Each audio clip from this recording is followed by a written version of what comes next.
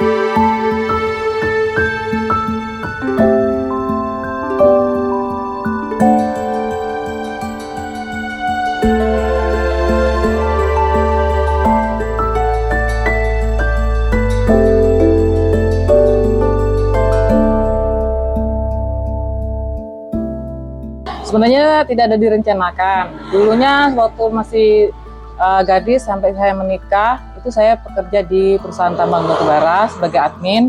Nah, setelah anak saya sekolah, saya harus memilih, jadi saya harus berhenti bekerja mengurus anak. Tapi karena saya orang yang tidak bisa diam, jadi saya iseng-iseng membuat kerajinan tangan seperti tas, talikur waktu itu. Ternyata karena saya orangnya suka memosting di media sosial, saya orangnya aktif di Facebook.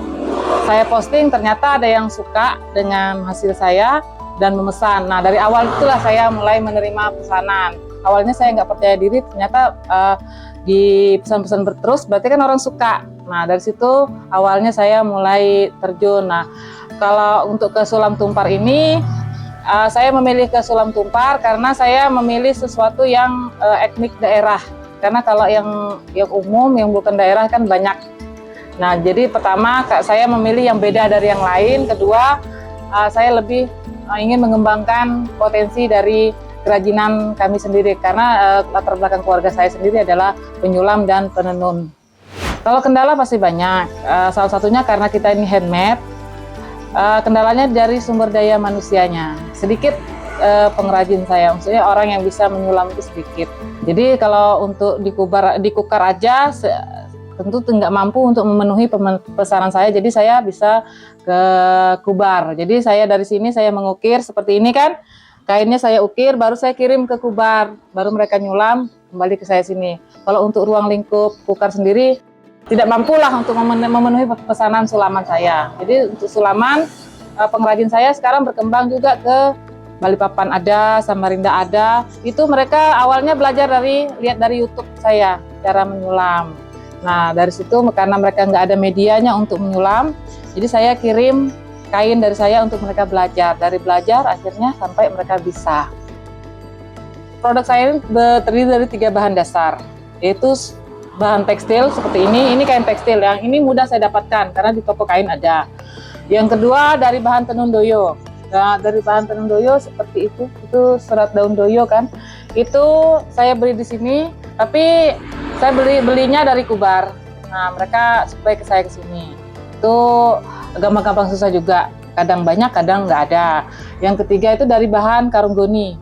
Karung goni ini karung goni sama doyo itu hampir mirip, teman. Kalau orang bisa membedakan, kalau doyo dia padat, kalau goni kan seratnya kurang. Nah, kalau goni ini saya belinya di Bandung. Di medsos bisa dari Bali, bisa di Bandung, bisa juga saya beli di Shopee. Pertama, ya secara ekonomi kan kita bisa membantu perekonomian keluarga kan. Kedua juga pengrajin saya juga merasa, jadi kayak kami itu saling menguntungkan gitu. Nah, jadi dari pengrajin saya tuh merasakan dulu sebelum saya membuat tumpar ini dalam berbagai macam jenis, keluarga saya tuh kesulitan menjual karena waktu itu masih lembaran, jualnya masih lembaran. Jadi kalau orang mau beli itu kan masih bingung mau diapain. Nah, setelah saya modifikasi dengan berbagai macam produk, akhirnya pengrajin saya tuh malah kewalahan menerima pesanan saya. Jadi mereka merasa bersyukur gitu kan dengan adanya pesanan dari saya, mereka pun bisa membantu perekonomian keluarga. Jadi dengan pengrajin itu senang, saya juga jadi senang karena saya mengerjakan ini selain karena jadi duit ya, karena saya kesenangan kepuasan gitu lah. Kan kalau kerajinan Sulam Tumpar ini nggak cuma saya, banyak. Nah, jadi teman-teman saya yang lain itu, yang salah satunya itu saya kalau ada kegiatan pelatihan atau stand, kalau stand lagi ada saya dicari orang, saya suka bawa mereka untuk ikut mempromosikan gitu kan, terus ikut pelatihan supaya mereka tuh lebih dikenal banyak orang gitu. Ya kalau saya sih ya pengennya lebih lagi, maksudnya nggak cuma istilahnya stuck di sini, tapi mungkin saya punya cabang di mana gitu kan. Sekarang kan saya kan cuma ada di sini aja, saya nggak ada cabang di mana. Banyak aja sih yang mau toko-toko lain minta naruh barang, cuma saya nggak mau sistem begitu. Saya kalau orangnya beli putus, kalau mau beli barang saya, mau jual barang saya beli putus. Tapi kalau saya nitip enggak. Nah, keinginan saya ke depannya saya punya toko sendiri di tempat lain.